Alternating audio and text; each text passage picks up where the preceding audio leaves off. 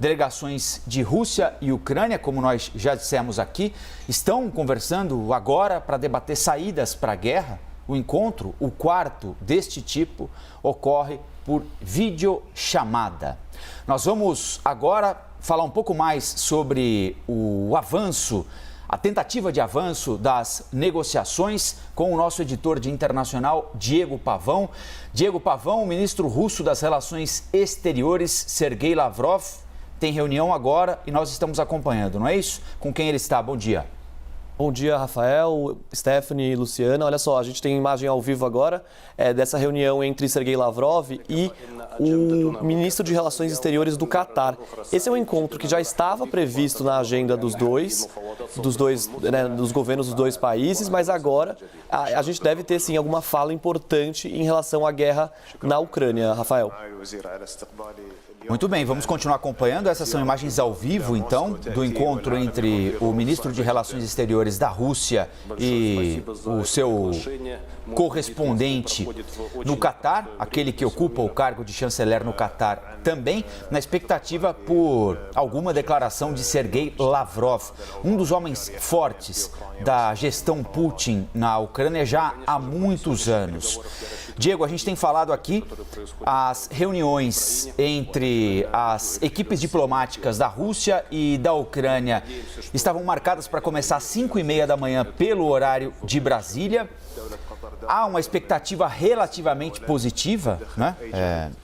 Não se sabe se será possível chegar a algum acordo, ou pelo menos começar a desenhar algum acordo, mas o fim de semana foi de mensagens um pouco mais positivas por parte da diplomacia dos dois países, de que pode ser que encontrem, se não hoje, nos próximos dias, algum caminho. Não é isso, Diego? Exato. A gente recebeu a confirmação, agora há pouco aqui, uma declaração importante do governo da Ucrânia, dizendo que hoje essa reunião, aliás, das duas delegações, vai focar na questão de um cessar-fogo, de um possível cessar-fogo na Ucrânia, a retirada de tropas e algumas garantias de segurança para a Ucrânia. Foi o que o governo falou agora há pouco, são a quarta rodada de negociações entre esses negociadores. Na semana passada, a gente teve aquele encontro dos ministros de Relações Exteriores da Rússia e da Ucrânia, lá na Turquia.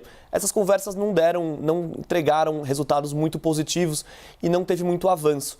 Mas quando a gente fala de um cenário de guerra como esse, a gente também falar da via diplomática sendo explorada é sim um avanço importante, tem sim uma evolução aí,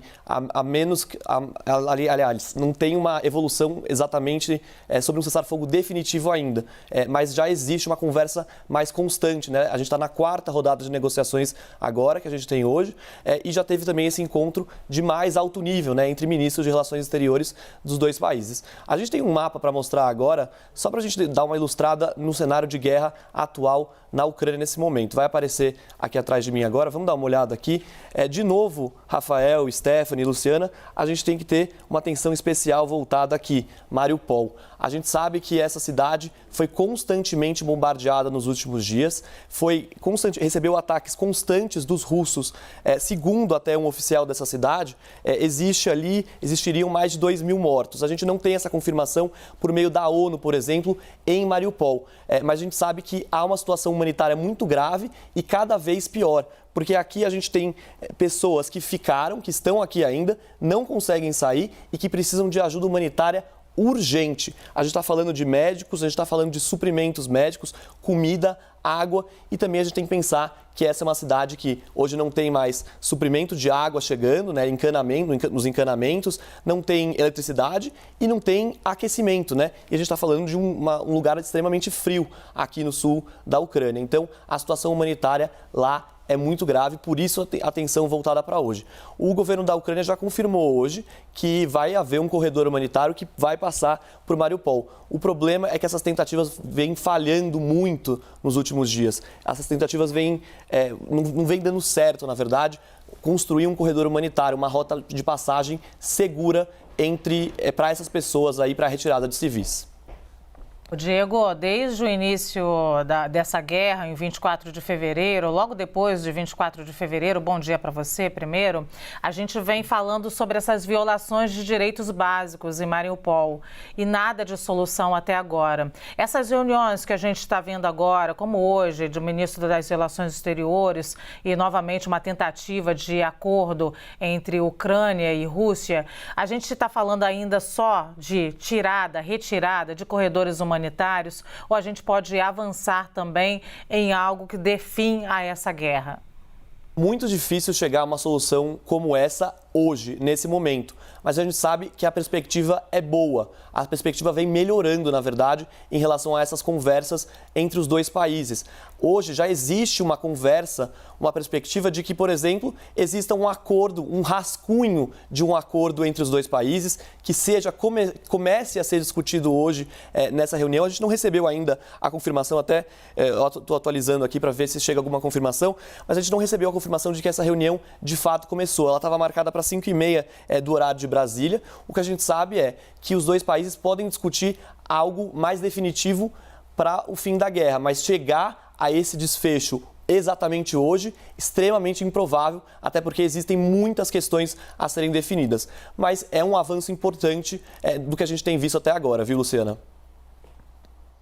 Ô Diego, bom dia para você também. E é impressionante porque hoje já são 19 dias de guerra, né? Por uma frente tem aí a tentativa de uma costura diplomática para o fim desse conflito. Por outro lado, os ataques continuam acontecendo nesse mapa que a gente vê aí atrás de você, que via agora há pouco aí atrás de você. É impressionante essa tomada, né, dos russos avançando sobre o território ucraniano. Os que eram pequenos pontinhos no começo da nossa cobertura, há 19 dias, agora já vai avançando para dentro do mapa da Ucrânia. Enquanto esses acordos diplomáticos não são feitos, a guerra continua acontecendo, né? E a tomada de Kiev também, mais ataques a Kiev, pelo menos são esperados para qualquer momento, né? Exatamente, Stephanie. Se a gente for olhar aqui no mapa, a gente tem Kiev, mas a gente tem várias cidades ao redor da capital ucraniana que vão recebendo ataques também muito intensos nos últimos dias. Vou querer chamar a atenção aqui para um destaque do mapa, aqui ao sul. A inteligência britânica, aliás, até de potências do Ocidente que avaliam a guerra também, a gente tem informação de que a Rússia quer, de fato, fechar essa saída da Ucrânia para o Mar Negro, para o mar aqui ao sul. Então, essa cor vermelha aqui, laranja, que a gente vê no mapa, já mostra esse domínio muito intenso dos russos aqui para essa costa do Mar Negro. E é importante destacar também que aqui é uma rota importante comercial, marítima. Com as cidades tomadas aqui, toda essa região controlada pelos russos, fica muito difícil a chegada de mercadorias no momento mercadorias, bens, suprimentos, no momento em que essa região precisa muito de todas essas coisas. Então, é um momento importante aqui, essa fechada para o Mar Negro, porque dificulta muito a situação da Ucrânia nessa região sul. E, claro, a gente tem Kiev, inclusive a gente tem os militares ao redor de Kiev, existem ataques, só que Kiev até agora tem registrado apenas ataques à distância, não exatamente uma invasão de fato na capital ucraniana nesse momento. É lá que está o presidente Volodymyr Zelensky, né? A gente não sabe qual vai ser, o que vai acontecer com ele quando essa tomada de Kiev acontecer. Ainda o que a gente recebe da inteligência ocidental, países como os Estados Unidos, o Reino Unido, é que essa tomada pode acontecer sim a qualquer momento. Obrigada, Diego, que continua aí acompanhando essa reunião do ministro das Relações Exteriores da Rússia, Sergei Lavrov, com seu representante também no Catar. E ele volta a qualquer momento. Ele e o timaço de internacional aqui da CNN estão de olho nesse assunto.